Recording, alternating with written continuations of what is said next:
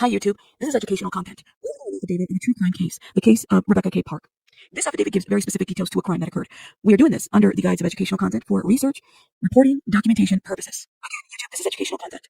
Okay, guys. So last night I received the affidavit of probable cause in the case of Rebecca K. Park and just more details about what Courtney and Bradley did to Rebecca. Okay. Now I have to give you guys the biggest trigger warning because there's just so many details here that it's just so heartbreaking. Okay. And I really struggled reading this last night and I felt like it would probably be best for me to do a pre-recorded video. We'll likely be live today and talk about it a little bit more. But again, we're reviewing an affidavit of probable cause.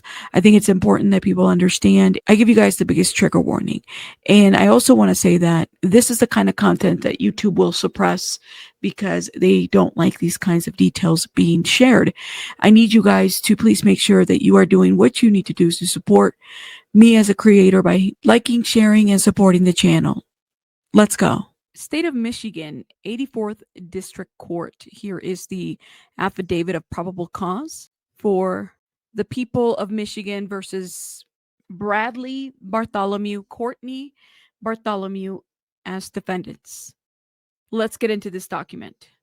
A affiant duly sworn police officer from Wexford County Sheriff's Office, and he establishes the probable cause that a crime of homicide of first degree, premeditated felony murder, torture, conspiracy to commit torture, assault of a pregnant individual causing miscarriage or stillbirth, a conspiracy to commit assault of a pregnant individual causing miscarriage or stillbirth, unlawful imprisonment, removing of a dead body without the consent of a medical examiner was committed by the defendant. An affiant is respectfully seeking a warrant for the defendant's arrest. Let's get into this documentation. On November 4th, 2025, at 12:44, the Wexford County Central Dispatch received a call from Kimberly Sue Park, reporting that her sister, Rebecca K. Park, had not been seen since November 3rd, 2025. At approximately 23:30, and the address is listed there from where she was last seen, Deputy Reed began Wexford's County Sheriff's Office incident report. Report number is listed as a missing persons investigation. At the time of the report, Rebecca Park was 38 weeks pregnant and living with her boyfriend, Richard Lee Fowler. Address is there. Deputy Reed spoke with Courtney Marie Bartholomew, who is Rebecca Park's biological mother and lives at, address listed. Courtney reported that she was with Rebecca Park the night prior until approximately 8:30 p.m. when an unidentified friend picked up Rebecca from Courtney's residence. Courtney had picked up Rebecca from, address listed, to spend some time together and get ice cream from Culver's. On the way to Culver's, Rebecca told Courtney she needed Tide Pods, so Courtney returned to her address to get some Tide Pods for her. Courtney went to the residence, grabbed the Tide Pods, and came outside. When she came outside, Rebecca told her she was going to wait at the residence for a friend to pick her up. They waited a couple of minutes, and a black sedan with tinted windows pulled up across the road from the residence. Rebecca proceeded across the road and got into the front passenger seat of the vehicle. Courtney did not know the specific make or model of the sedan or the number of occupants in the car.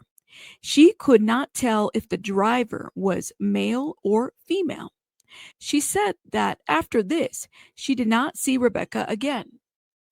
Courtney reported to Deputy Reed that she was contacted by Rebecca's fiance, Richard Fowler, regarding her location later that night. Courtney informed Rich that she did not know where Rebecca was and that she had left with a friend.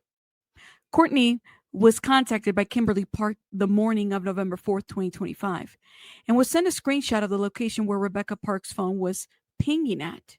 Courtney told Deputy Reed that she proceeded down the road on, address listed, where she found Rebecca's phone lying by the 2-track just off the road. This location is less than 200 yards from address listed. Courtney checked the phone and thought Rebecca may have dropped it when she was using the restroom. Courtney reported that she took the phone to Richard Fowler's residence on Tuesday, November 4th, 2025, and turned it over to him. The sheriff's office issued a press release on Tuesday, November 4th, 2025, identifying Rebecca Park as a missing person. She was also entered into the Law Enforcement Information Network as missing. On Wednesday, November 5th, 2025, Lieutenant Piscor met with Kimberly Park when she arrived at the Wexford County Sheriff's Office. Park had suggested that she might know where Rebecca Park is when she arrived at the sheriff's office. When I asked her about this, she played me a voice message from Courtney Bartholomew that said that Araya Clark had called her and said that two people in a car had pulled up to the Revival Center looking for Narcan, and said that the pregnant woman that's missing got what she effing deserved.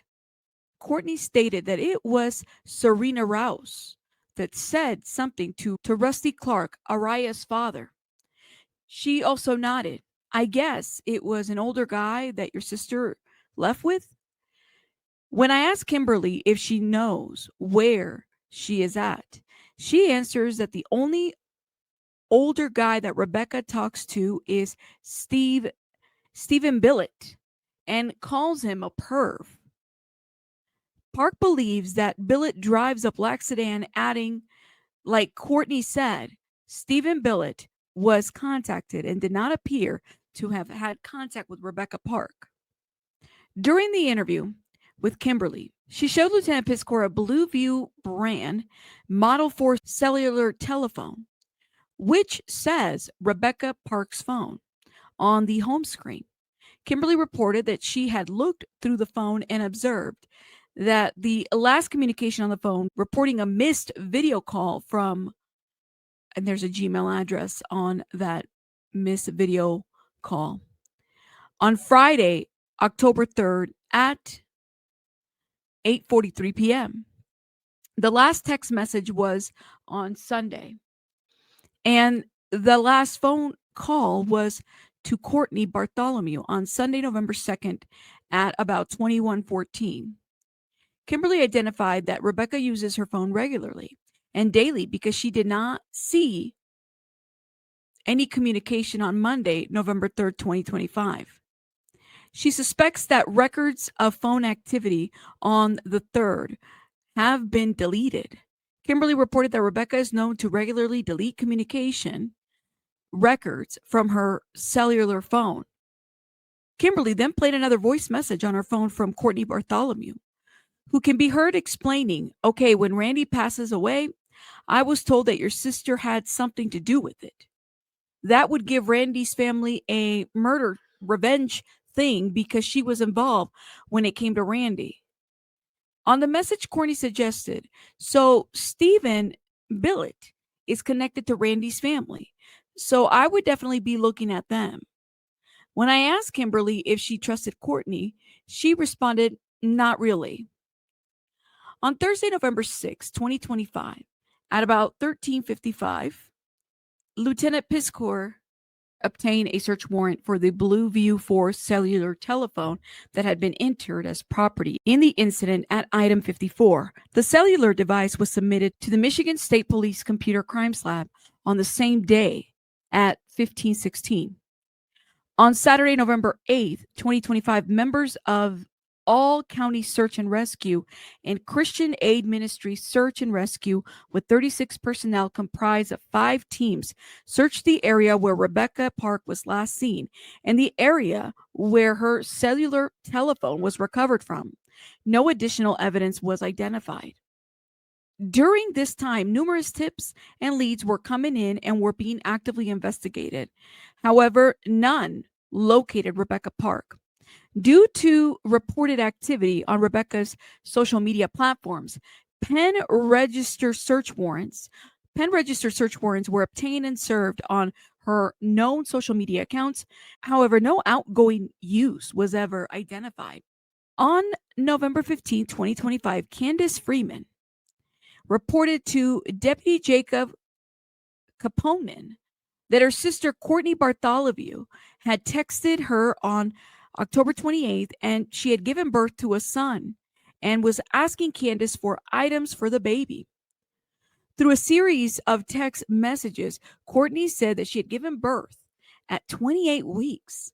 The baby was in the NICU, the neonatal intensive care unit, in Grand Rapids, and she had named the baby Ashton Lee Bartholomew. Courtney told Candace he's supposed to come home this coming week. As long as he's doing good, still he will. On Monday, November 3rd, 2025, at 14:54, Candace asked Courtney if she was able to bring the baby home, and Courtney told her no, he did a backslide, but still hoping this week.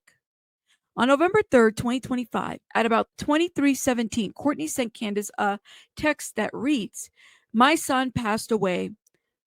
On Tuesday, November 4th, at 11:18, Candace asked if it was because he wasn't strong enough or if he had gotten sick. Courtney answered, "I don't know what happened. I just know he wasn't getting air," and added, "All I know is I watched my child die in front of me." Candace asked if she was there when it happened, and Courtney answered, "Yes, I was." On Tuesday, November 4th, at 19:11, Courtney begins to discuss with Candace that Rebecca Park is missing. Oh, boy, that's a very disturbing paragraph right there. Courtney is texting her sister. Rebecca's mom is texting her sister about how she had a baby and how the baby has passed. That is just so disturbing. Let's keep reading. On Tuesday, November 11, 2025, Preservation's request for tower dump / area search for the tower and the location, and the coordinates are there, between the hours of 1900 and 2200 on November 3rd, 2025, were submitted to T-Mobile, AT&T, and Verizon Wireless. Lieutenant Piscor had contacted Courtney Bartholomew about another interview. Bartholomew was reluctant to come in, suggesting that Deputy Reed's interview with her had been thorough, but eventually agreed. Girl. On Tuesday, November 11, 2025, at about 13:49, Lieutenant Piscor conducted a recorded interview with Courtney Bartholomew. Initially, some background on Courtney and her biological children, raised by the Park family, is established. Courtney then reports how Rebecca and Richard Fowler were initially dating and they broke up. A relationship between herself and Rich then commenced. Okay, wait. So she dated her daughter's boyfriend after she broke up with him? Let me go back a little bit. Okay, because what? What? Courtney then reports how Rebecca and Richard Fowler were initially dating and they broke up. A relationship between herself and Rich then commenced.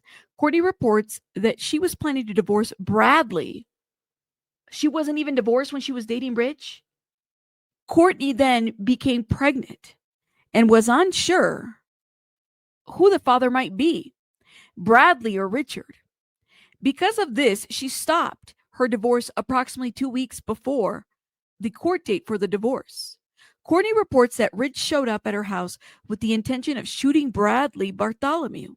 After Courtney rejected Rich, he resumed his relationship with Rebecca Park. Courtney also reported that Rich had returned to her residence and AR'd her forcefully, causing her to have a miscarriage of the baby she was carrying. A report of this incident was made with the sheriff's office. However, Courtney said Rich was not charged. What? Courtney identified that she was not concerned for Rebecca, as she was aware of how abusive and aggressive Richard Fowler could be, and has encouraged Rebecca to leave Rich. When Detective Piscor asked about things leading up to the weekend, Courtney reported on Kimberly and Rebecca coming over on Saturday, November 1st, 2025, to her residence at address listed. Courtney told Detective Piscor about giving envelopes to Kimberly and Rebecca. These envelopes were later reported by both Kimberly and Rebecca to have been empty. Courtney said that she was going to give Rebecca cash and didn't want Kimberly to feel left out. So she wanted Kimberly to set up an account so that she could put money in an account for her. Courtney then reports having forgotten to give Rebecca some items for her baby while at the house. So she contacted Rebecca and then brought the items to her at Richard Fowler's house Saturday night. Courtney then told Lieutenant Piscor that on Sunday, November 2nd, 2025, she was supposed to pick up Rebecca to have milkshakes at Dairy Queen and get Rebecca laundry soap. These plans fell through when Rebecca went to Cadillac months in hospital as she thought she was in labor. Courtney reported that she and Bradley both visited Rebecca and Rich in the hospital that day. It is confirmed that Rebecca was not in labor, but only dilated to 1, and she was released from the hospital. Bartholomew drove Rebecca and Rich home from the hospital. Courtney said that when they arrived at Fowler's, he was throwing their bags, and Rebecca had whispered to her that Rich had been acting like a real big ass mom. Courtney offered to take her home with her, and Rebecca requested that they meet for milkshakes tomorrow, Monday, November 3rd, 2025, and talk. On Monday, November 3rd, 2025, Courtney said that she went to pick Rebecca up between 1830 and 1900. At Fowler's, Courtney reports that as they ride, Rebecca said she was tired, which she confronted by telling her she looked stressed. She claimed that Rebecca was upset with Rich, identifying that he had been hounding her to obtain money to fix his truck.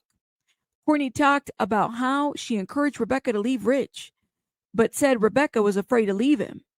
Courtney said that when they arrived at her house, she gave Rebecca an envelope with $2,000 cash in it. And they discussed Courtney throwing her a baby shower. She identified that Rebecca didn't want a baby shower because she was afraid that Children Protective Services was going to take the baby. So when Courtney arrived to the house, again, Courtney gave Rebecca $2,000. They discussed having a baby shower. Rebecca said she didn't want a baby shower because she was afraid that Child Protective Services was going to take the baby.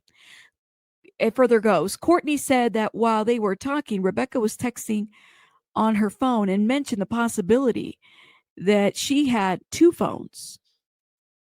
Courtney said that she went into the house to get laundry soap and that when she came back out, she said, I noticed that she deleted something, but didn't know what it was or which phone it might have been on. Courtney said that she told Rebecca that she would take her back home, but Rebecca told her to hold on. She had someone coming to get her. Courtney said that she pulled out of her driveway and a car came up behind her. She identified that she didn't ask Rebecca who it was out of fear. She would push her away, but Rebecca had told her she would be back. Courtney said that the car had dark tinted windows. There was no plates on the car, but she could tell it was a Chevy. When questioned, that social media was reporting the car had the taillights of an Impala, Courtney confirmed that she was the source of that information. Courtney talked about someone Rebecca knows who had a Chrysler 300, also having similar taillights. Bartholomew didn't follow the car, as she again said it would upset Rebecca if she had. Courtney said that at about 2300, she reached out to Kimberly to get Rich's number.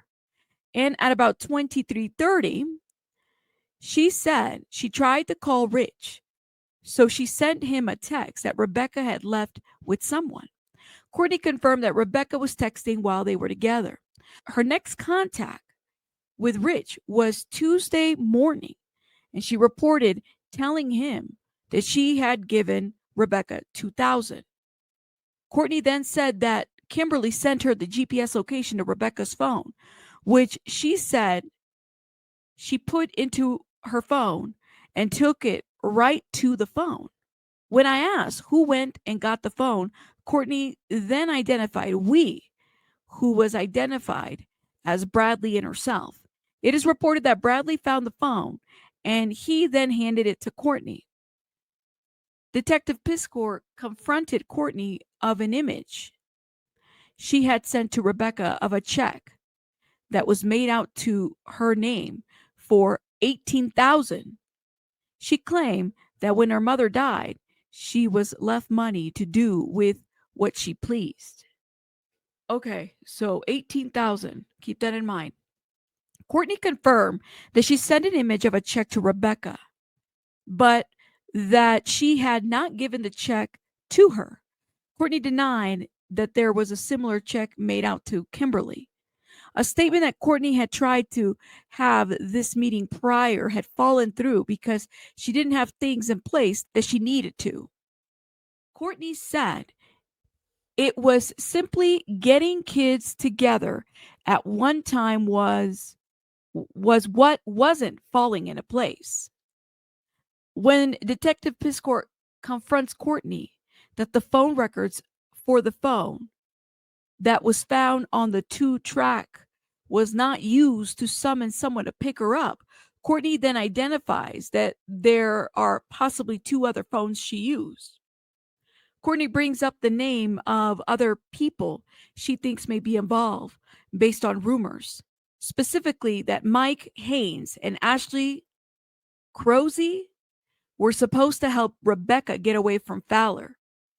As Detective Piscor discussed phone location records with Courtney, she confirms that she picked up Rebecca between 1830 and 1900 and came south on road addresses there and turned west on addresses there to continue out to her residence addresses there.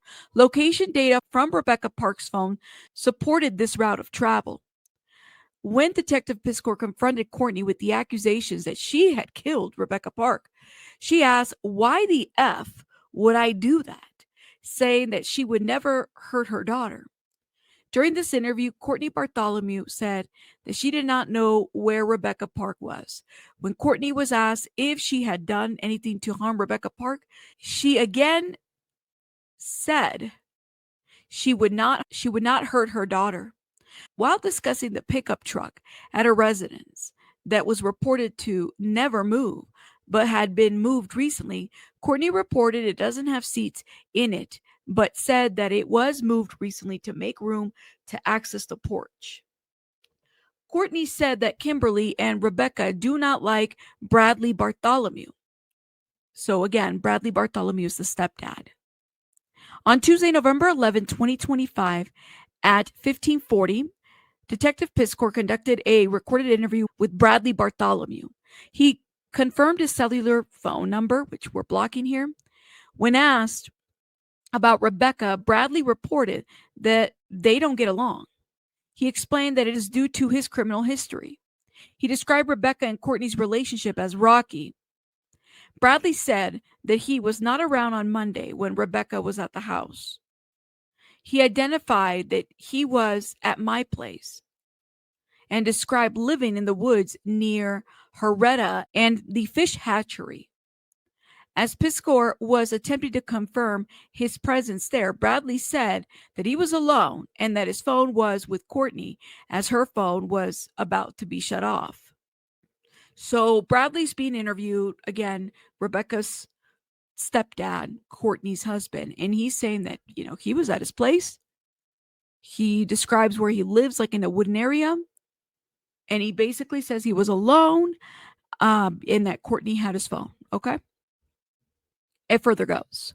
The truck at the house was discussed and identified as not having moved in years.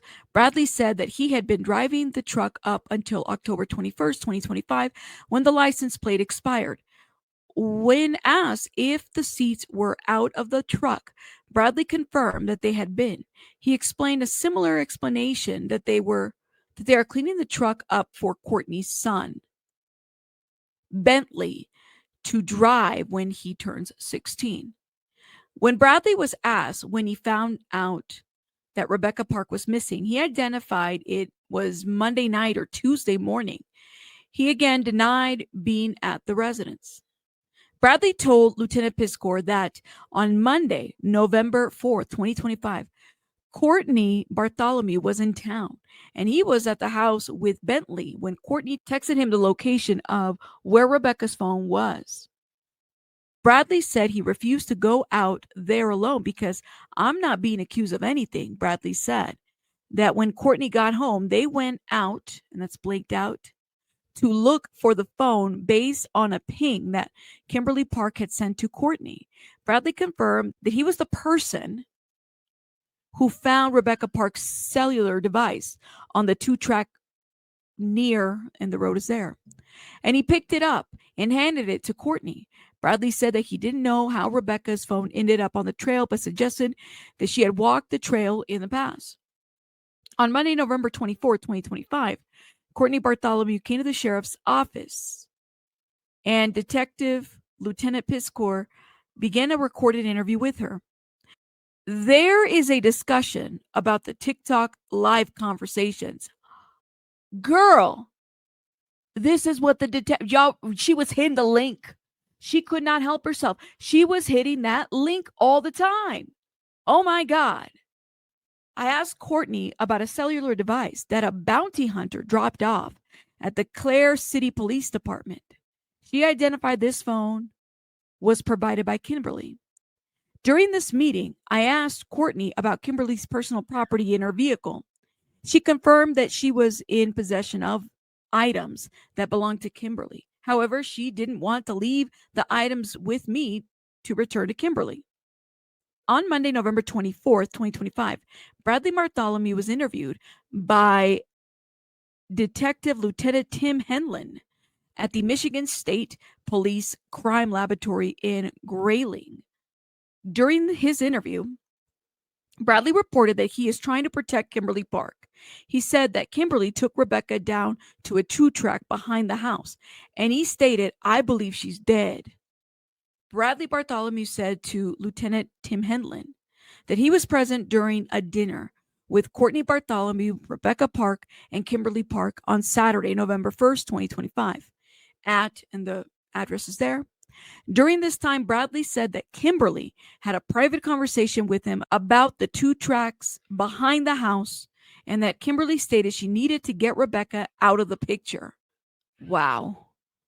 On Tuesday, November 25th, 2025, at 1416, Wexford County Central Dispatch received a 911 call from Courtney Letterman from telephone number. Okay, so there's a person also named Courtney, but somebody's calling, but she's calling dispatch. And I'm going to block this information because her telephone's number in there, stating that she found a dead body covered with leaves that looks gutted.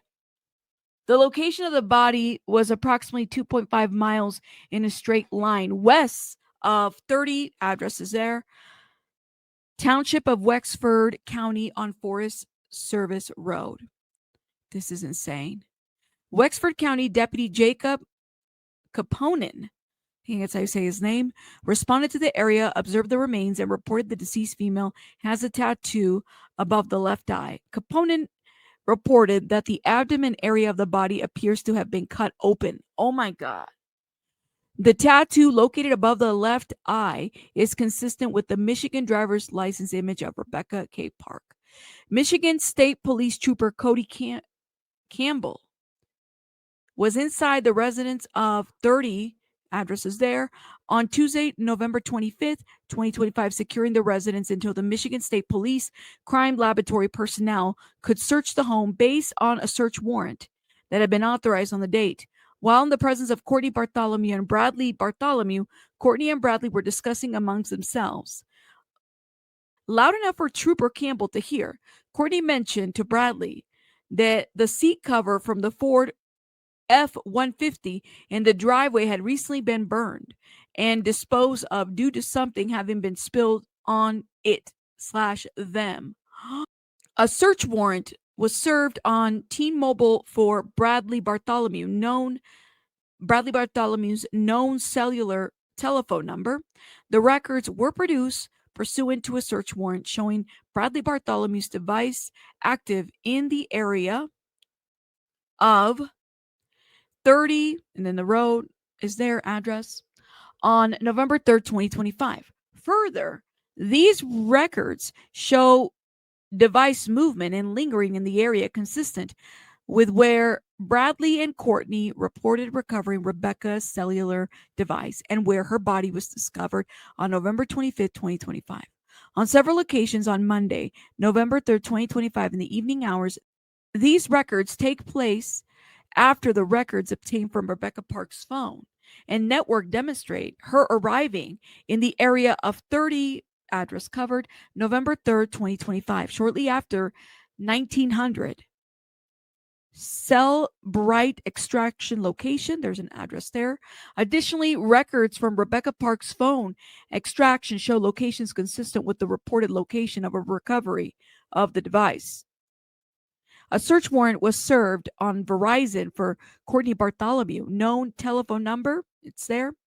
The records that were produced pursuant to the search warrant show Courtney Bartholomew in the area of 30, and both Bradley and Courtney's records show them in communication with one another shortly after her arrival with Rebecca Park. Additionally, Courtney Bartholomew's phone records have actively consisted with her interview statements that she traveled to pick up Rebecca up at Richard Fowler's residence, then transporting to her house at 30. Okay.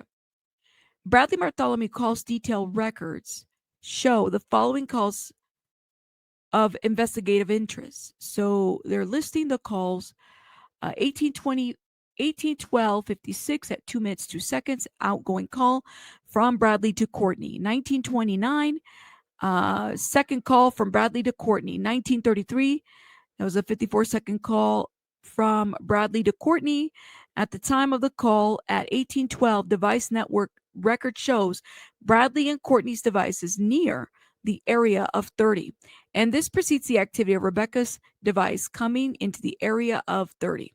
Affiant is aware the calls at 1929 and 1933 again show Bradley and Courtney devices in the areas 30, and then the address is there. This 30 address, basically connecting everybody to the address. After Rebecca's device, records show her arrival in the same area. An autopsy was conducted at the Western Michigan University by Dr. Christian James and was attended by Deputy Alexis Howard. There were 6 sharp force wounds Park's back, 2 to the right upper arm, 1 to the left trapezius area, 2 to the neck, and at least 2 to the face. The first right of the face also had a laceration and an irregular wound to the cheek of unknown etiology. Oh my gosh. The wound to the neck are described as superficial and do not penetrate muscle or harm any vasculature. Most of the wounds to the torso are contained in soft tissue. 1 to the back enters the left pleural space, but misses the lung. 1 to the right side of the back enters the right pleural space and does penetrate the right upper ling lobe and causes a large pneumothorax. All major vessels are intact. Oh my God. It's like the way they're describing this is a complete attack on this woman. My goodness. Rebecca Park's abdomen had incised wounds. The placenta was hanging from the open abdominal wound with attached umbilical cord, and the fetus was absent. Oh my God. The abdomen incision transcended the colon and the small bowel. Dr. James reported that Rebecca's stomach contained copious amounts of blue-green chalky residue. Blue-green chalky residue? Hold up. Blue-green chalky residue. So I looked up blue chalky residue, and I found copper oxide. Copper oxide is like a cleaning solution or something. Y'all, let me know in the comments, because this is what they found in her stomach. contained copious amounts of blue-green chalky residue. There was also a thin film of subdural blood over the left cerebral hemisphere, with focal subdural on the right parietal area. However, there was no subscapular or subgaleal hemorrhage, nor skull fracture is noted. The OA joint had marked laxity, but a posterior neck dissection showed no soft tissue hemorrhoid. Okay. On Sunday, November 30th, 2025, a second search warrant was obtained for Bradley and Courtney Bartholomew residence at 30. Okay, so like they gave us the autopsy here. She was clearly attacked. There was a blue substance, chalky, copious amounts of it. There's going to be a lot of editing because a lot of these words I did not know how to pronounce. But anyways, so we're at the search warrant. So search warrant to seize a 2007 Ford Escape four-door SUV, red in color. Okay, the VIN number's there, and a temporary Michigan registration plate registered to Courtney Bartholomew, and the 1992 Ford F-150 pickup truck, white in color, VIN numbers there, with Michigan's registration plates, and have them towed to the Wexford County Sheriff's Office to process by the Michigan State Police Laboratory Tech, where also obtained. The search warrants were served, and Bradley and Courtney Bartholomew were both taken into custody and transported to the Wexford County Sheriff's Office. Okay. On Sunday, November 30th, 2025, at 1541, Pixar and Sergeant Hackman conducted a recorded interview with Bradley Bartholomew. All right, so these dates are so interesting. Bradley was put on notice that Rebecca's death is a homicide, and that this is a homicide investigation, and that there can't be any more lies. Bradley was read his Miranda rights from the Wexford County Miranda warning card. He confirmed his understanding of the rights and explained to him, and he agreed to speak with the detectives at the time. Oh, what did he say? Bradley reported his knowledge that Courtney went to get Rebecca. They came to the house to get Tide Pods, and they were supposed to go get ice cream. Bradley said that he was at the house with Bentley. He admitted that he lied during his first interview about being at the residence because of his sex offender registry status. Bradley is told that SOR violations are small in comparison to a homicide. He says that at the time, he didn't know this was a homicide. He reported that Courtney had backed out of the driveway in the Ford Escape, and then she came back.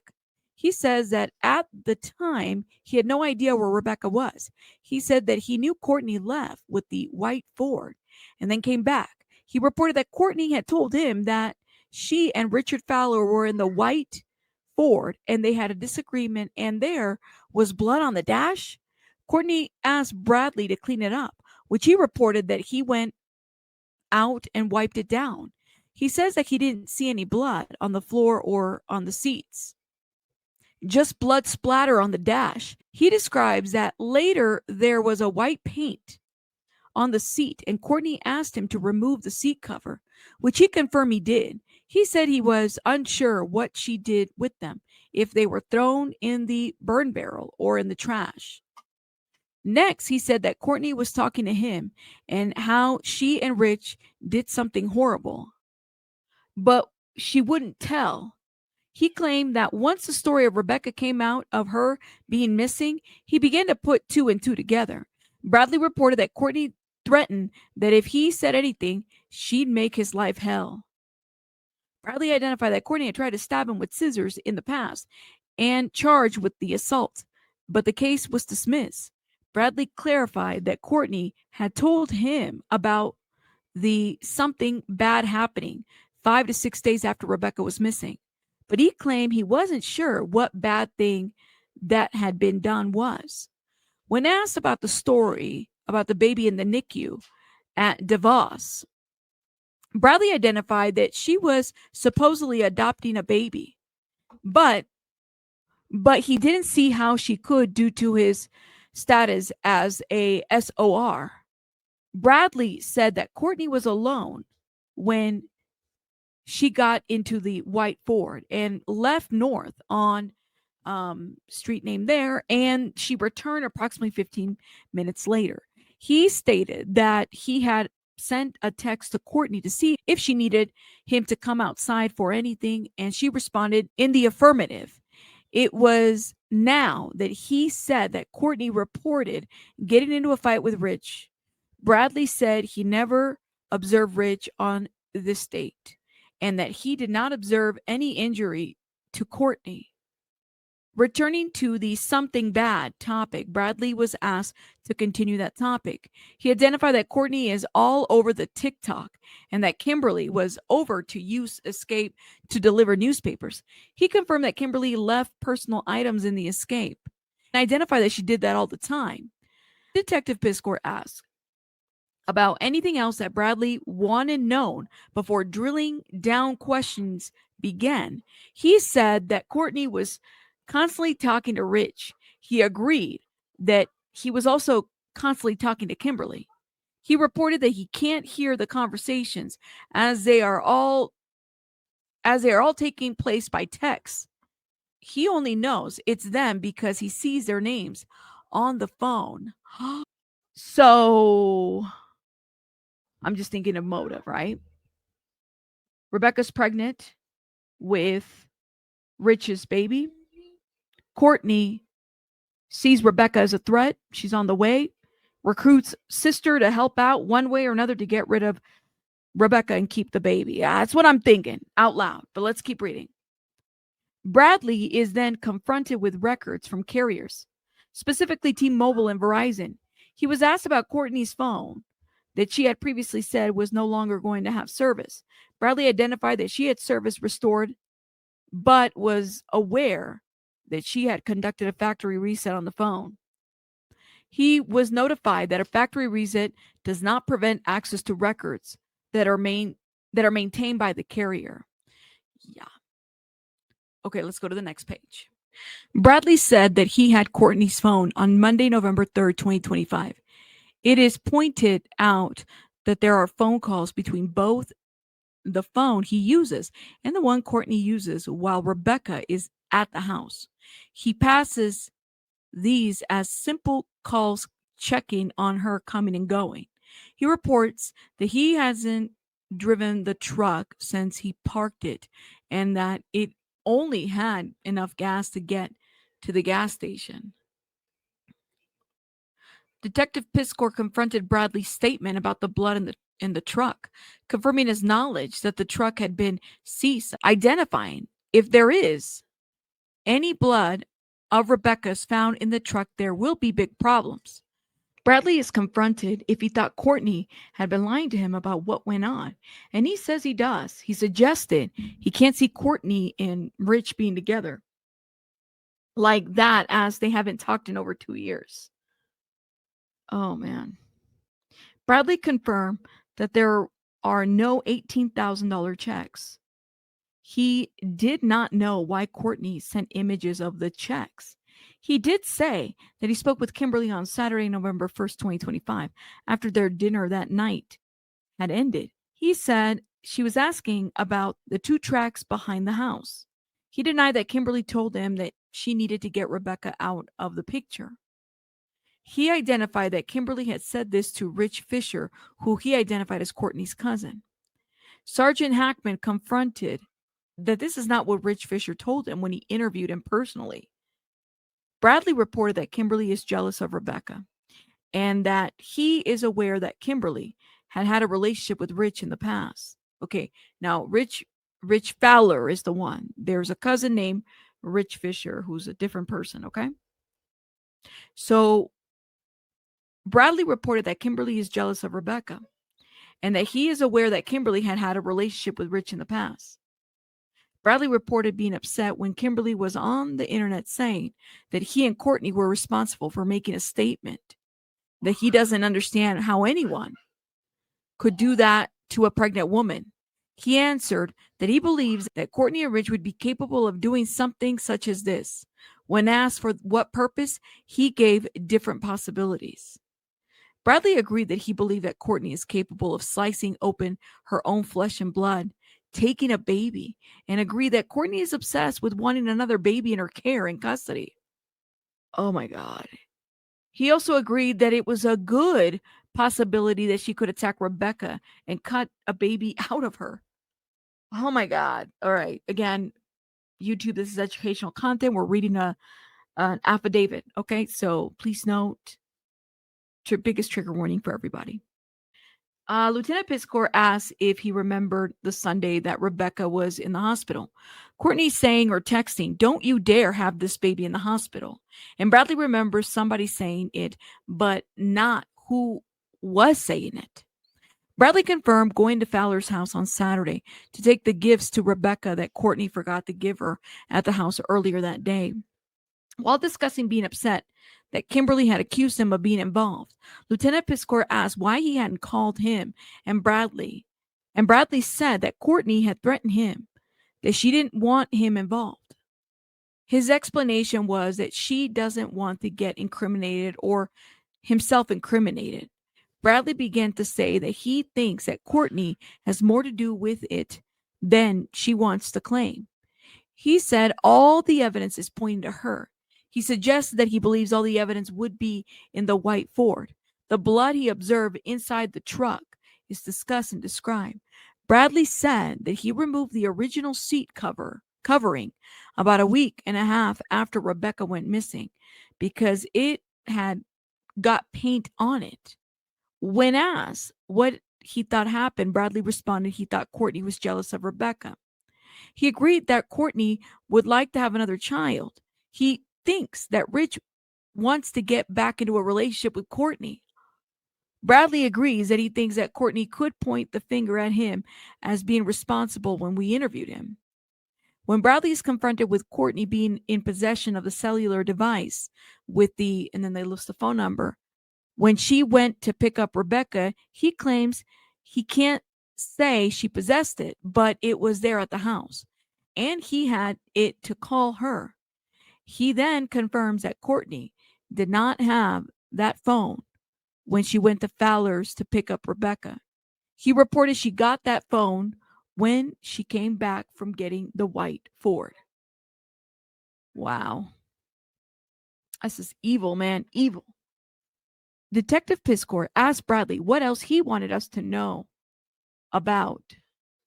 And he told us that Courtney had scalpels in her bedside stand, describing them as disposable for lancing cellulitis. Bradley doesn't remember going anywhere in the morning of Tuesday, November 4th, 2025, other than to Fowler's to give him Rebecca's phone. Bradley confirms that he had come to the hospital on Sunday, November 2nd, 2025, to bring Courtney her wheelchair, and that he was driving the white Ford pickup truck while Courtney was there with the Ford Escape. He did not ride back to Manton with Courtney when she drove Rebecca and Richard home. Bradley began to show some emotion about the possible outcome of this investigation. Bradley is given a break at that point in the interview. On Sunday, November 30th, 2025, at 1714, Detective Piscor and Sergeant Voss conducted a recorded interview with Courtney Bartholomew. All right, so here's the devil mom, y'all. There she is. Courtney was read her Miranda rights from the Wexford County Miranda warning card. She confirms her understanding of the rights explained to her, and she agreed to speak with detectives at the time. Courtney identified that at the dinner at her house on Saturday, November 1st, 2025, it was herself, Rebecca, Kimberly, Bentley, and that Brad was hiding in the truck. Detective Piscor notified Courtney that this is a homicide investigation and that the lies must stop, and that if she lies, more charges can be brought. Courtney reported that Bradley is hiding in the truck because the girls won't come in if he is around because they don't like him. She reported that the dinner ended around 1900 to 1930. The next thing that happened was she called Rebecca about the items she forgot to get her, and that she and Bradley went to Fowler's to drop the items off. At that time, they were in the Ford Escape. On Sunday, November 2nd, 2025, she was supposed to pick up Rebecca and waited around until about 18:30, and Rebecca called to say that she was on her way to the hospital. She describes the events at the hospital as she had previously.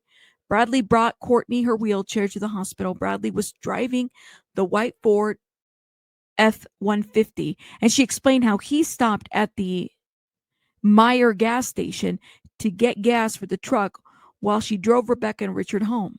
Courtney wanted to know if Bradley could hear her, and she was told he could not. She reported talking to Rebecca Sunday night about getting shakes on Monday. She said that Rebecca asked her about the 2000, and she said that Rich was upset about something. Courtney confirmed the trip to Fowler's house on Saturday after the dinner to drop the items off for Rebecca. When Detective Lieutenant Biscore asked Courtney why she wanted to know if Bradley could hear her, she suggested she needs to back up, saying she thinks she needs immunity. What? Detective Piscore notified Courtney that the prosecutor is the one person who can give her immunity. Courtney suggests we get the prosecutor here, and Detective Piscore says she will want to know what she says. Courtney said she will give us where the knife is and where the baby is, that she will give it all to us. So she knows where this baby's at? When Detective Piscore confronts Courtney that she has guilty knowledge, she responded that she had been threatened. Her child had been threatened, her home had been threatened, and she is done. Courtney renews her request for immunity and then asks for witness protection. Not you asking for witness protection after you committed a whole crime, allegedly. Sergeant Voss explains we can't offer her immunity. Oh my God. When Detective Piscore asks Courtney if the baby is alive, she shakes her head in the negative. Sergeant Voss asks Courtney about her prior statement that Bradley hides in the truck. He asks where he hides, and she identified in the cab. She describes it in a single cab truck. He lays on the seat. Courtney reports that Bradley had put $15 worth of gas in the truck when he went at Myers on Sunday night. Courtney asked if Bradley confessed, and Sergeant Voss reported he told us a lot of stuff. Courtney confirmed that Bradley is using the phone with the number 550, and her number is the 429 phone. She confirms that she had the 429 phone on Saturday, Sunday, and the Monday that Rebecca disappeared. She said her phone was taken on Monday night and she was told to go back in the house. Courtney said her phone was taken at about 20:30. She renewed her request to contact the prosecutors. Why are you? Wow. Sergeant Voss again told her we need to know what she knows to take it to the prosecutor. When he suggested an example that she will even tell us where the baby is, she interrupts and says, in the garbage, in a blue cooler. When asked where, she reported in the GFL. Courtney says he said he put him in a black bag. The cooler's gone. The cooler is Brad's work cooler, adding, he put him inside the cooler and drove him up and down the road looking for a GFL that wasn't mine. When Sergeant Voss asked why, Courtney reported that it was related to Bradley going to jail last year when Fowler turned him in. She explained that it was all retaliation. She identified the night when they went home after their last interview.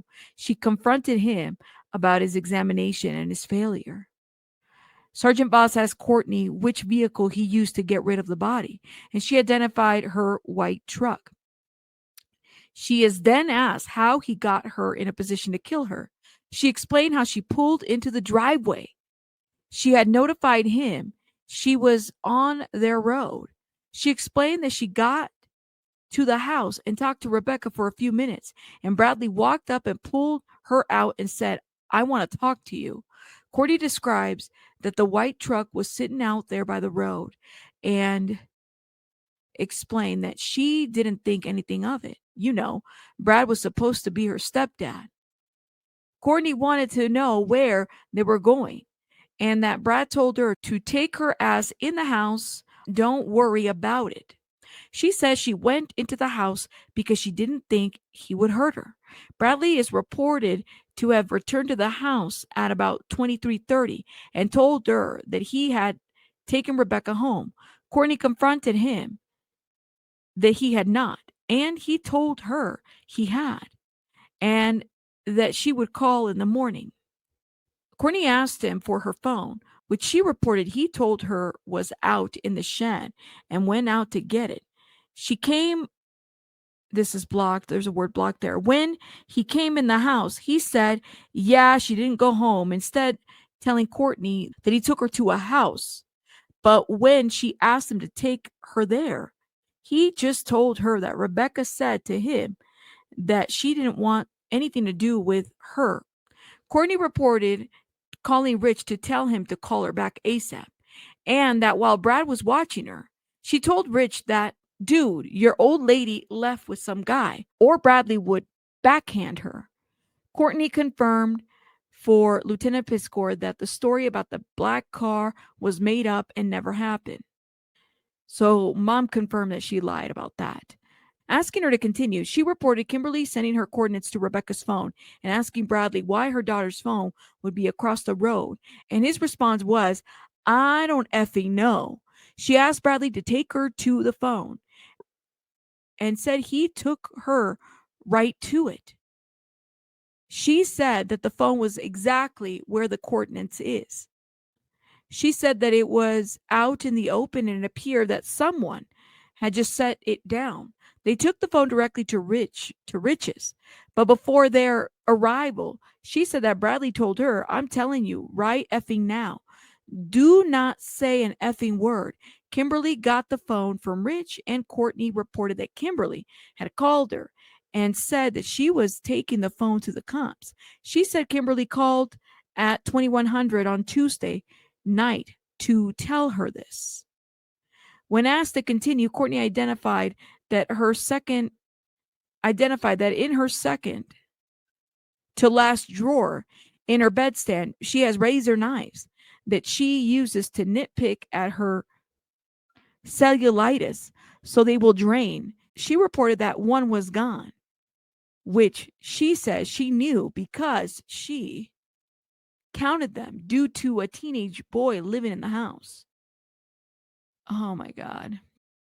Courtney agreed the knives are like scalpels. When she confronted Bradley about the missing knife, she answered he didn't say anything then. Lieutenant Detective Piscor confronted her that her use of the word them means he must have said something later, and she reported it was after her body was found. Courtney said that she kept asking Bradley where her daughter was, saying he answered, you'll find out soon enough. After returning from his last interview, he told her about Kimmy was asking about woods behind the house to go trail riding. Courtney said that Kimberly will not talk to Bradley ever alone. She reported trying to get Rich Fisher to take Kimberly's bag to her. She said that Bradley said, you can't have that. You're not taking her bag, he said. Nobody's taking this bag. Courtney said she realized Kimberly's wallet was in the bag, questioning why he would want her wallet. Lieutenant Piscor, Detective Piscor confronted Courtney that he had asked her for Kimberly's property while she was at the sheriff's office on Tuesday, and that she refused. She explained that she was told not to, suggesting she didn't want to get her ass beat. She reported on Tuesday, November 25th, 2025, in the morning. Bradley took the truck and went west on road is there and was gone for about 20 minutes. She said when Bradley came back, she asked him if he had hurt her daughter, and he told her, no, I didn't hurt her. Courtney said that was the same day Rebecca's body was found. Courtney said that on Wednesday, November 26, 2025, in the morning, she confronted Bradley and asked him what he did. She reported he told her, I'm gonna tell you once, and you're gonna effing drop it, and you're gonna shut the F up. He's like, I'm the reason your effing daughter's not here, that your life is upside down right now. When she asked him why, she said Bradley said, Rich effed with the wrong mother effer. She agrees. This is all a revenge plot. Courtney said that when she asked him what he did to her daughter, Bradley said, I slit her effing throat. B deserved it. She goes on to say that he said Rich deserved it too, and that it happened to be your, and it just happened to be your daughter that's going to pay for it. So this was a revenge plot. And this has to be Rich, Rebecca's fiance, who was once with Courtney. So Courtney's staging this out to be like a revenge plot. Okay. Courtney said that when she asked about her grandson, she said Bradley said, Oh, I stuck him in a cooler, stuck him in a trash bag, threw him in the trash. Oh my God. Lieutenant Piscor asked Courtney that if Bradley is paying Rich back, why cut the baby out? And she said, because if he would have left the baby in there and had somebody found her before, he would have survived. He would have thought. Courtney was asked, why not just cut the baby out and kill it? Why take it? And she said that he told her that the baby wasn't breathing when he pulled him out. Oh my God. Again, she was asked, why didn't he take it? Now she answers, it was because he didn't want Rich to see blank or together. She admitted she didn't know what that meant. Oh my God. All right. When asked about where the baby is now, Courtney said that he put him in a blue cooler, in a trash bag, and into a GFL container. So GFL container, I guess that's like the waste management for Michigan. Oh my God. She confirmed that she is talking about a residential GFL trash receptacle. Courtney said that she was never at the location where the body was found because he wouldn't let her. She doesn't know how many times he went on location. When asked if she was killed at the location she was found or at the end of her driveway, she answered that she doesn't know, but said that it wasn't in the driveway because he pulled away quickly with her. Courtney said that he walked out of his truck and not the house to get her out of her truck, confirming that it was from the escape and into the into the F-150. When Detective Piscor reminded Courtney that she knew where the knife was at, she said he threw it in the dumpster at Cadillac's Shores. When asked when he had done that, she announced that it was her hunting knife. She said it was probably like a week after that the knife was put in the dumpster. She did not know what happened to the disposable scalpel, adding that she had no clue and wished she knew. Sergeant Voss asked Courtney what she was looking for in an immunity agreement, what she was afraid of, and then confronted her that she had provided a lot of misinformation to the police. She assured us that she would cooperate the whole way. Detective Piscor pointed out her obstruction of the investigation, and she agrees. Oh my God. This is like crazy. When asked about the seat covers, Courtney said Bradley burned them. She also said that Bradley went out and cleaned the truck, specifically mentioning the dash. She describes that the cloth was burned and that the bucket was taken back into the house. Courtney didn't think the floors in the truck was clean. Courtney was asked about the Kimmy stuff, and she suggested that Kimberly doesn't know anything. She was just trying to feel important. Sergeant Voss confronted Courtney that she was the person who told us recently that Kimberly was in the black car. She reported that Bradley came up with the story about Kimberly. Courtney said that she knew that Kimberly told us that she hit Courtney her and hid her body. When asked how she knows that Kimberly told us this, Courtney said that she told Ashley and reported Ashley is Rich's baby mama. Ashley I think that's how you say it, isn't it her name? Corsi? Ashley Corsi has a child with Richard Fowler. Courtney said that all that Kimberly did was lie to the police and had no involvement.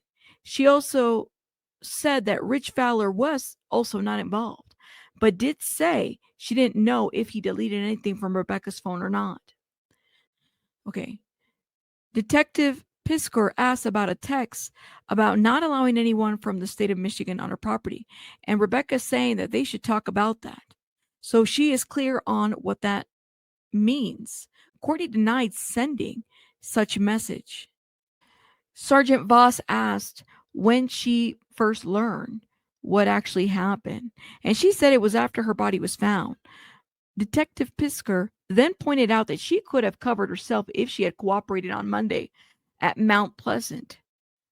Sergeant Voss asked how Bradley told her how he killed Rebecca, and she said he told me that he slit her effing throat.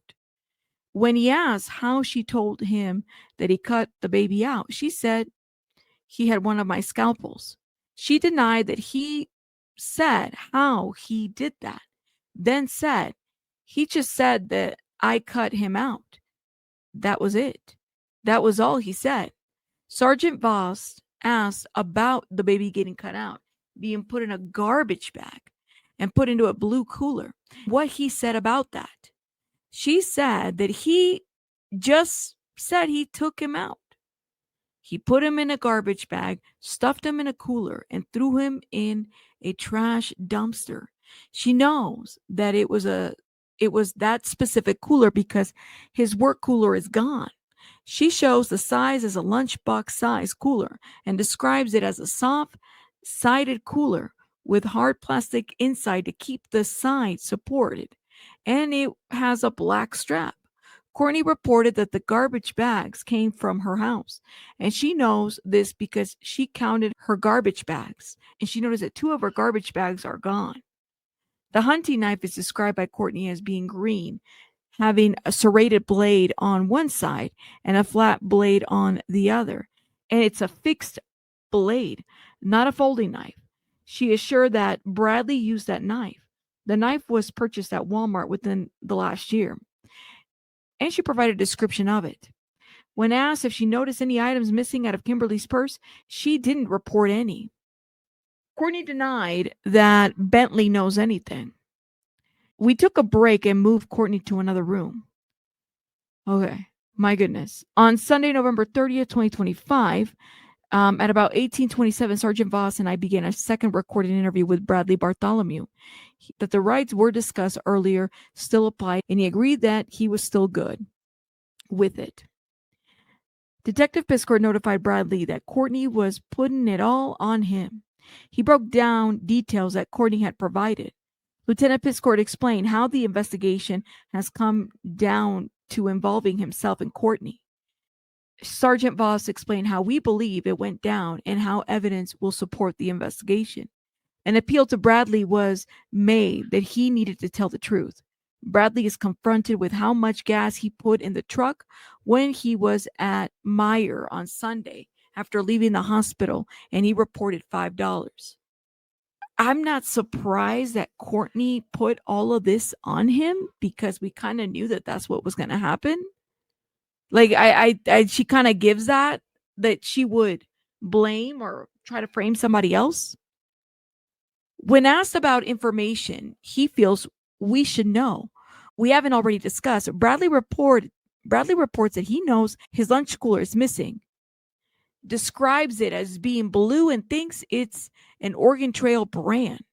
He says it's big enough to hold an 8-pack of pop bottles. His description of the cooler is basically the same as Courtney's. He estimates that the cooler has been missing for 2.5 weeks. Bradley is not aware of Courtney counting their garbage bags because of Bentley's use of them. We confronted Bradley that she is blaming him for dumping the body and putting the fetus in his lunchbox.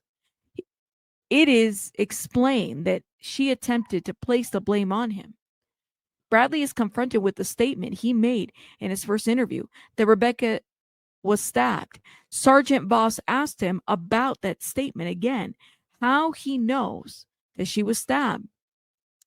Detective Piskor pointed out that both he and Courtney have reported on the scalpel and that you don't need to make a stabbing motion with the scalpel to slice someone open. It is pointed out that Courtney said he is threatening her, including in the parking lot prior to them leaving for their interviews on Monday.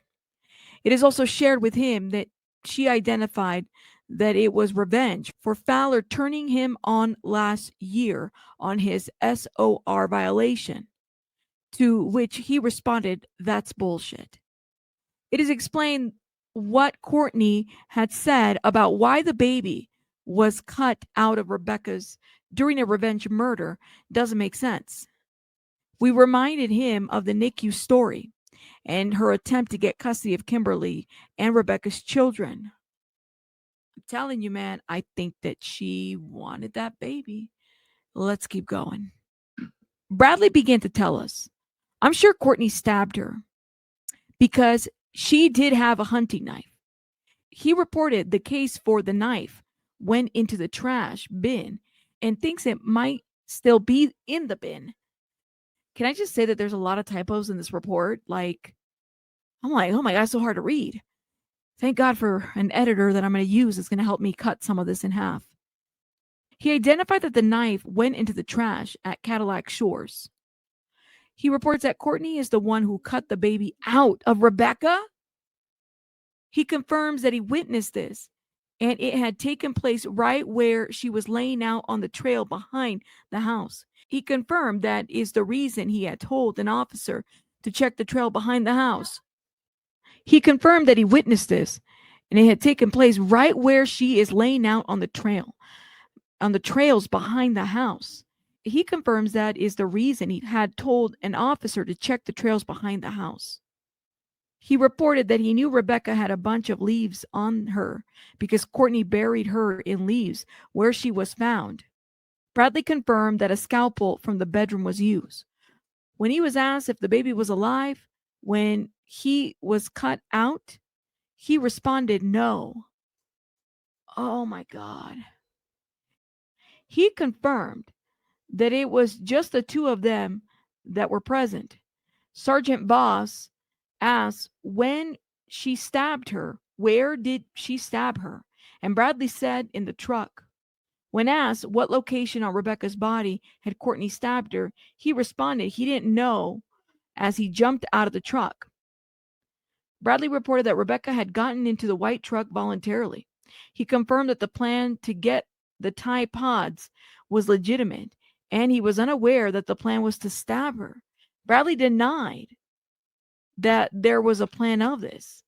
While in the pickup, Bradley said he was driving. Courtney was in the passenger seat, and Rebecca was in the middle, claimed not to know what Courtney had told Rebecca to get into the truck. Initially, Bradley was in the house with Bentley, and he said he went outside to get away from everything, so he didn't have to worry about Rebecca coming in.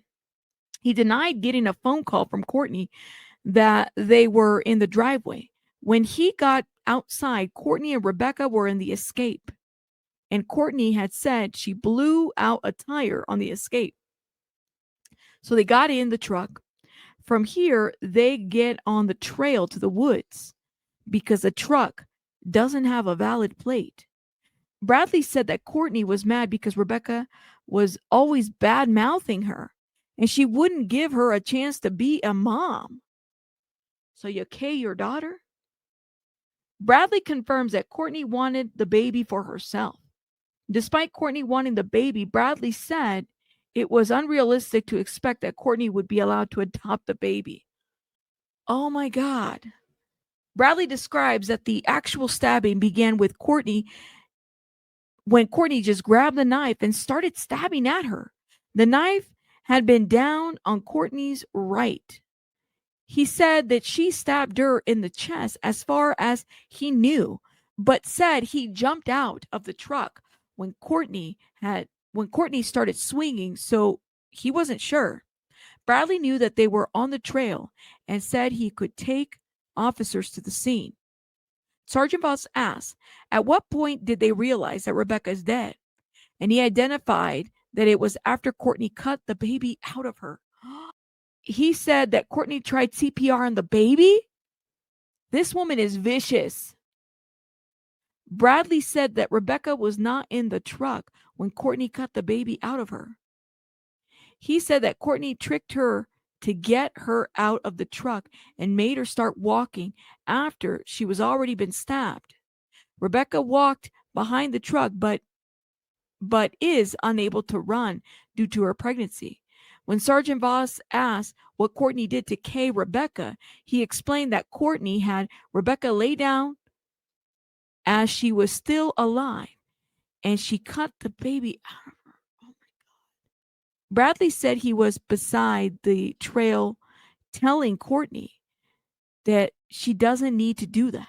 That's not right. They do not have the bag or the cooler that the baby is eventually put in at this time. Now the baby is cut out. Bradley said they just left Rebecca there. He identified that he couldn't tell if she was dead or not. Courtney decided that they should head to the house, and Courtney is holding the baby on her lap as Bradley drives. Bradley said the baby never took a breath and he never heard the baby cry. It took 5 minutes to get back in the house. Bradley stated that Courtney took the baby into the house, into her bedroom, where she was trying to perform CPR on the baby, which is on a towel on the bed. Oh. He also said he tried to perform CPR on the baby by doing chest compressions and breathing into his mouth. He said this went on for 15 minutes after they arrived at home. Bradley reported that Courtney went to the kitchen, got a garbage bag, and placed the baby in a garbage bag and went outside with the baby. He identified the cooler that was in the bed and the white truck. He saw the baby go into the cooler. He explained that the baby went into the cooler because the cooler can be zipped up and it had the baby in it, and dispose of the cooler and not be seen. Bradley said that the same night he is with Courtney, who is now driving the truck, and they went and disposed of the knife first, and they put the baby in a GFL tote at the house north of their residence, where there had been some logging done recently. Bradley denied burning the seat covers from the truck and said Courtney burned them. He said he did say he cleaned inside of the truck using a gray bucket and some bleach and water. He denied cleaning the floor and believes there will be blood on the floor of the truck. Bradley denied placing the phone on the 2-track, but again said he found the phone on the 2-track. He did agree that he had the 550 phone on his person on Monday, November 3rd, 2025. Sergeant Voss confronts Bradley that if Courtney told him to do this, we want him to tell us now. He denied that he stabbed Rebecca. Sergeant Piscor asked Bradley about the card found with Rebecca.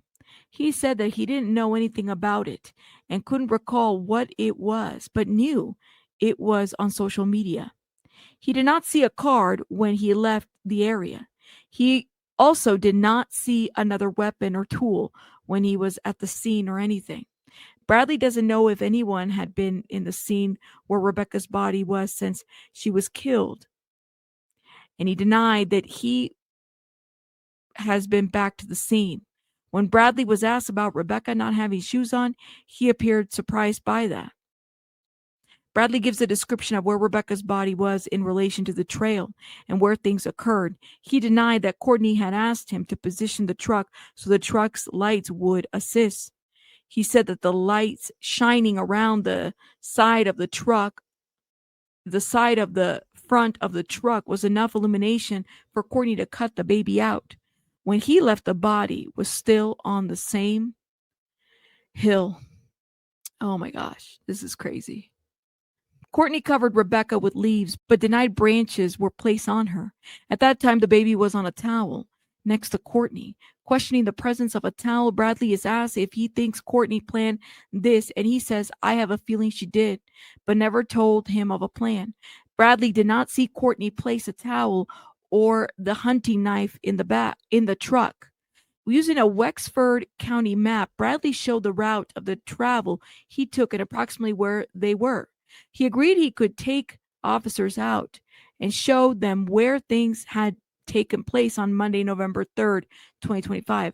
While discussing if there was blood on any of the clothes he and Courtney had been wearing that night, he identified that when they got home, Courtney changed into a nightgown. Previously, he had said they had gone out and disposed of the baby and the knife that night. Now, when asking about this, Bradley said that the baby stayed in the cooler that night on the back porch. He now reported it was Wednesday, November 5th, 2025, when the items were placed in the dumpster, specifically because Thursday is garbage day. He said it was Courtney who placed the cooler with the baby in the garbage tote. They were in the escape when they discarded the knife and the baby. Bradley said that one of the things that he believed Courtney said after she couldn't revive the baby was, the bitch K'd my baby. Bradley reported that he watched Courtney. The knife was placed in the glove box of the Ford Escape, and he believes that there will likely be blood located in the glove box. On Sunday, November 30th, 2025 at 2050, Sergeant Voss and I began second recorded interview with Courtney. Oh my God. Another interview, y'all. Okay. This is going to be a very long video. As she enters the interview room, Courtney reports that she's ready to go home. When it's pointed out that she is saying it's all Bradley, when asked what she thinks Bradley had been saying, she reported that he probably is saying it's both of them. And we confirm her statement and say we know they are both present. Courtney denies that she wanted the baby for herself. She admitted that Bradley brought the baby to the house and told her that the baby was not breathing. Courtney said that she told him to call 911, but Bradley said that they weren't doing that. She denied getting involved and said it was because she has Bentley and can't put herself in a position like that. Courtney reported that the day the drones were flying around, the baby was in the metal shed out in the back. Courtney said that she knew Bradley was going to try to pin this on her because he told her, bitch, I'll take you down with me. Courtney told us that Bentley can prove that she was at home on the 3rd. Oh my God, this woman is a monster. Courtney is confronted with the explanation that Rebecca willingly got into the truck with Bradley to go for a ride, that he then murdered her and cut the fetus out. When confronted with cellular telephone data and location data, Courtney announces that Bradley had taken her phone so she couldn't call the police. Courtney is confronted with her version of events being difficult to believe. Eventually, Courtney said that she's going to tell us what happened. Brad took her. He brought the baby back. I tried. I didn't. I couldn't. I tried. I tried to save my grandson and began to cry. Ooh, these detectives are saints, because I think that I would have put my hands on this woman and wouldn't have regretted it. Sergeant Voss asked how Bradley took Rebecca. Courtney said that he pulled her out of the car and she got in the truck. Courtney admits that she told Rebecca that she was going to come with her. She places herself in the truck on the passenger side. Rebecca is in the middle and Bradley is driving. Bradley has the knife, according to her. From the house, they drove to where Bradley ended up stabbing Rebecca. She claimed not to know Rebecca was going to die that night. Courtney places Bradley South 21, there's a road, from their house as she's arriving with Rebecca.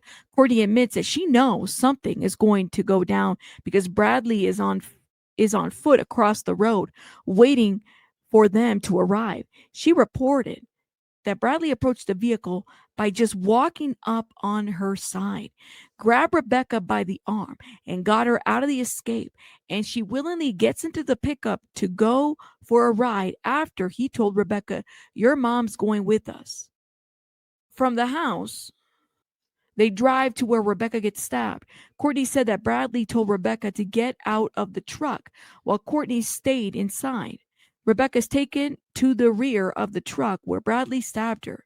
At first, she said she assumed that he stabbed Rebecca because he came back with the knife all bloody. When Sergeant Voss asked Courtney at what point did she cut the baby out of Rebecca, she answered, I didn't. He did. And he handed him to me. Courtney also said that the baby wasn't breathing and she didn't hear him cry. Courtney claimed to have never gotten out of the truck because she didn't have her crutches or her wheelchair. She claimed that this was out of a revenge plot because she had a sexual relationship with Rich and because Rich got Bradley put in jail. She claimed that Bradley wanted to hurt Rich. When confronted with the report that she stabbed Rebecca while driving down the road, Courtney denied it. When asked how all the blood got in the truck, she answered it was from the knife, then suggested that Rebecca got back in the truck. Eventually, Courtney admitted that she cut the baby out. Okay, eventually, Courtney admitted that she cut the baby out of Rebecca in an attempt to save him so that she could take him to Rich. Okay, finally, now we actually have Courtney admitting that she actually cut this baby out of Rebecca so that she could take him to Rich. When she cut the baby out, Courtney said that Rebecca was still conscious and Bradley was holding the knife to her throat. She told Rebecca to lay back. Your baby's gonna die. Oh my God. Courtney denied that Rebecca had been stabbed while in the truck. Revisiting the driveway, Sergeant Voss asked if Bradley held the knife to her throat to get her into the truck, and Courtney nodded her head in the affirmative. While in the truck, Bradley put the knife down by his left side. Sergeant Voss asked what is said to Rebecca, and Courtney said she told her everything is going to be okay.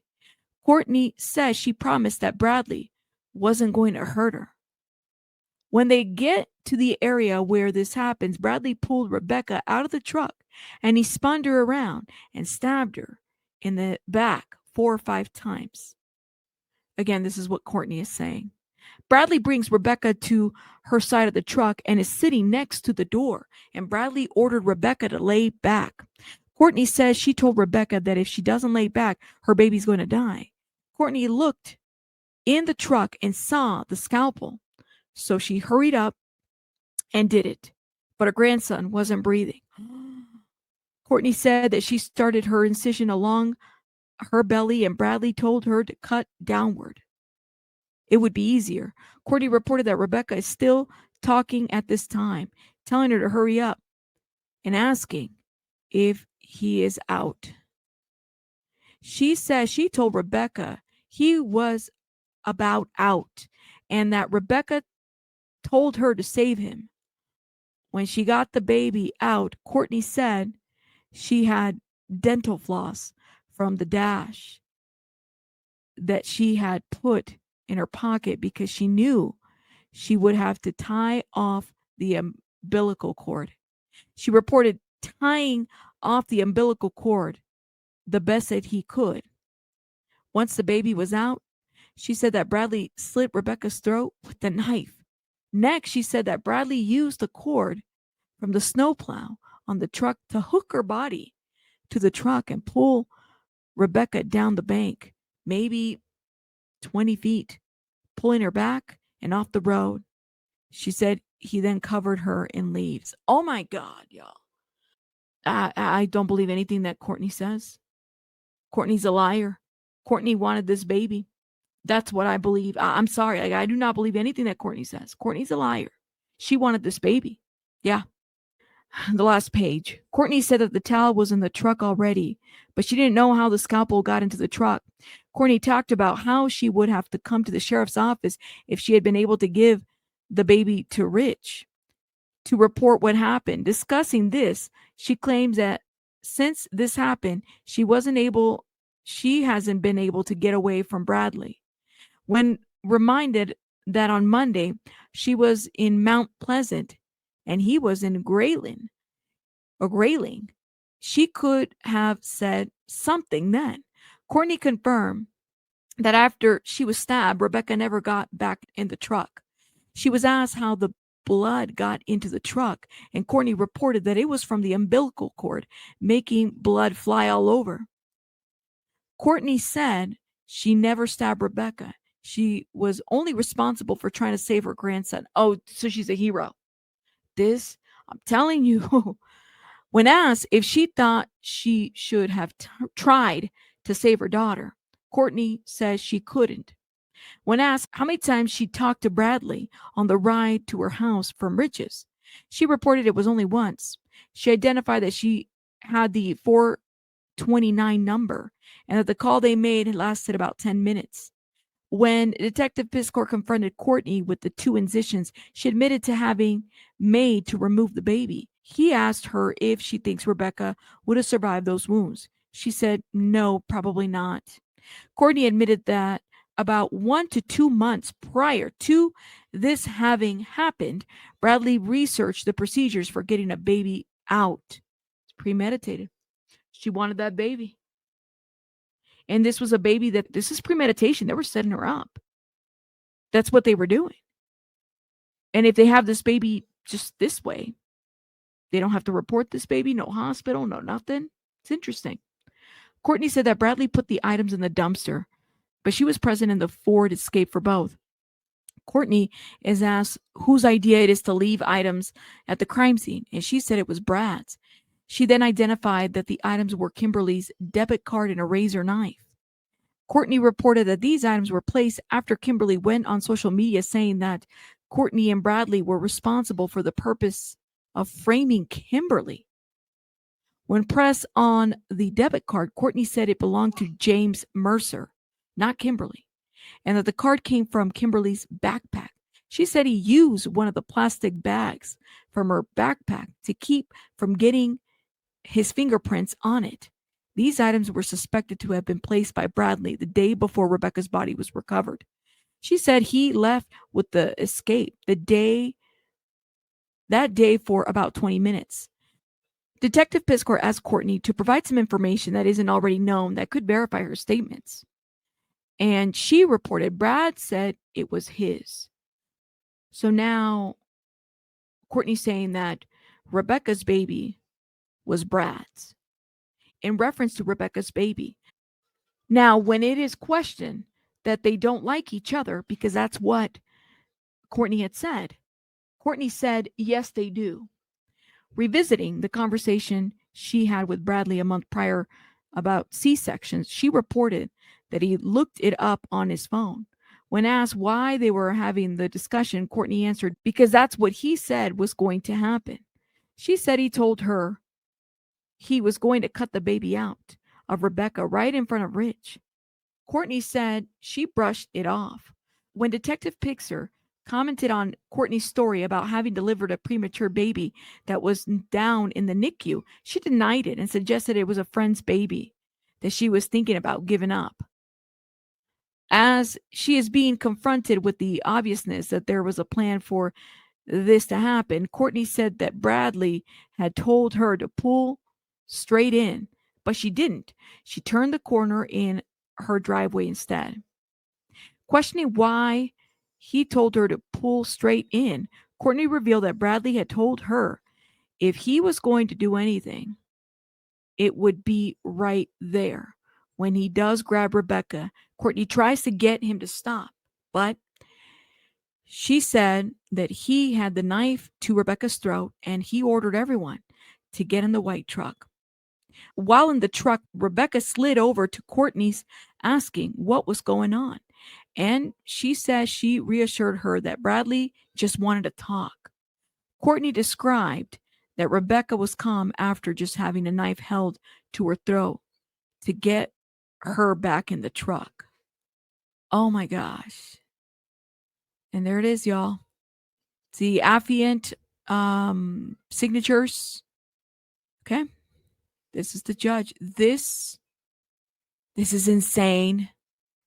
This is insane.